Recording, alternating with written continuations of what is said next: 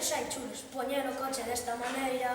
Deixa que sai, sei que vai ser logo. Fumes! Mentre eu vos escribo multa, ti chamo o guindastre, así pagan multa.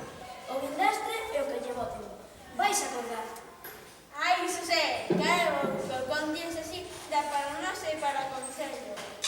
Non tardes que pode chegar o dono e adeus comisión. Diríxete a praza, quen sabe onde, aquí estamos los agardándote. Que, gañáchelo o día, Está ben por atrevido, hai nos que lle botan moita cara. Tampouco é para tanto, muller. Pensa que ese logo non te mete los coches. Daquela, que anden a pé, tamén os nós iache moi sanos.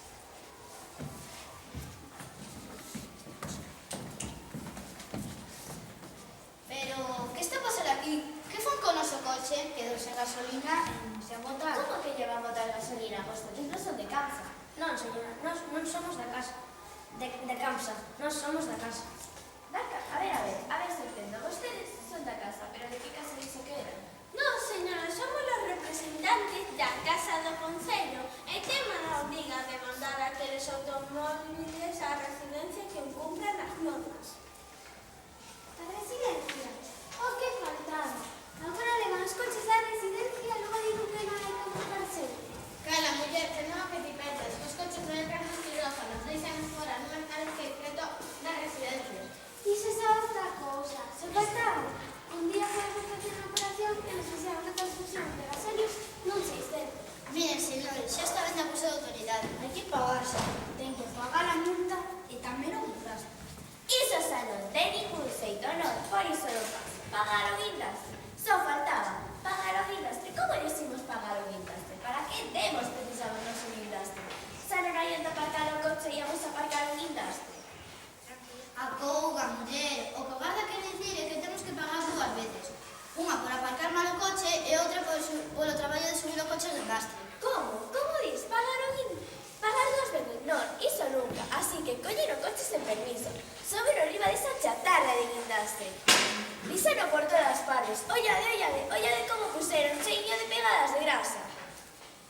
Pobre coche, con amarillo que sempre te teño. Non hai dereito. Non hai dereito! Non hai dereito! E aínda por riba teño un atrevimento de querer cobrar dúas veces. Non, nin un peso. E de traballar por aí la cazanza, aínda que dan semáforos onde vender caramelos. Tranquilízate un pouco, Santiña. Santiñero, eu defendo os meus dereitos con razón ou senela. E ti, cara, que son conformista. Danche patadas no cu e dis que son caricias. Sempre fuches un topenco. Eu que coidaba que tiras unha fera. Pois sabes, a todo e que engañe. Así teníamos que ser todas sabelas como se acaba o machismo. Vexamos, señores, vostedes pagan ou non pagan. Se pagan, ceibamos o coche. E se non pagan, vai á residencia. Pagamos. Non pagamos. Non pagan! Esa que se me diante, porque a residencia vai vostede. Xa non teño máis que dicir, estáme facendo perder a venda peluquería. E logo teño que ir tomar o té con señora concelleira de Grazno. Así que me vais a no coche neste ínter ou pago unha chamadinha. Que facemos? Perdeuse a comisión. Ou pedimos reforzos e metemos esa fera no cárcere, ou recollemos os apeiros e imos na procura doutro coche que non teña muller de por medio. Eu opino facer mutis polo foro. Aquí hai demasiada xente. Por outra banda, ben puidera ser verdade o da concelleira e non estamos tempos para perder o traxe. Vale, señora, vale. Llegamos á conclusión de que vostede é razoable e algún día a pasar polo concello para abonar a multa. Se non o vexo, non o creo. Que me domina a min, pase. Pero tamén os gardas... Ves, cartonados, fíxate como hai que explicarse. Estes señores son inteligentes. Comprenderon que a razón estaba do meu lado. Tiña razón! Tiña razón! Canto temos caturados. Somos incomprendidos. Xa decía a miña avó, hai dos cousas na miña vida que eu non sei que serán.